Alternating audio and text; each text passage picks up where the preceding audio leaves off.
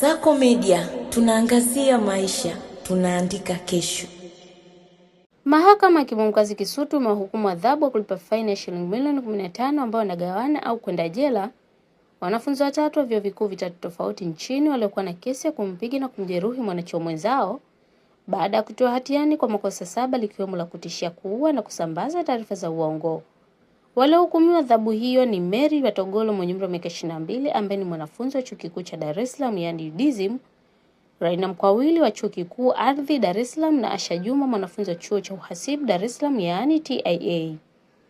Washtakiwa hao walikuwa wanakabiliwa na mashtaka 8 katika kesi ya jinai namba 13199 ya mwaka 2025. Hukumu hiyo imetolewa jana Jumatatu Disemba 22, 2025 na Hakimu Mkazi Mkuu wa mahakama hiyo Gwanta Mankuga wakati kesi hiyo ilipoitwa kwa ajili ya kutolewa hukumu.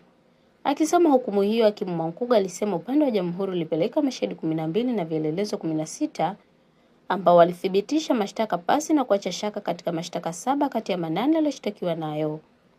Hata hivyo, hadi saa 10:48 alasiri mshtakiwa wa pili Raina na watatu Asha amefanikiwa kulipa faini hiyo na kukwepa adhabu ya kifungo, huku mshtakiwa wa kwanza Mary akipelekwa gerezani kwenda kuanza kuitumikia adhabu baada ya kushindwa kulipa faini hiyo. Asha amehukumiwa kulipa jumla ya faini ya shilingi milioni 7 au kutumikia kifungo cha miaka 3 gerezani. Mary amepigwa faini ya jumla shilingi milioni 5 au kwenda jela miezi 6 na Raina amepigwa faini ya jumla shilingi milioni 3 au kwenda jela miezi 6 kwa kila kosa. Nikusihi mtazamaji wa Kasako Media, kupdate zaidi unaweza kutufuatilia kupitia mitandao mbalimbali ya kijamii ambapo Instagram na Facebook ni Kasako Media.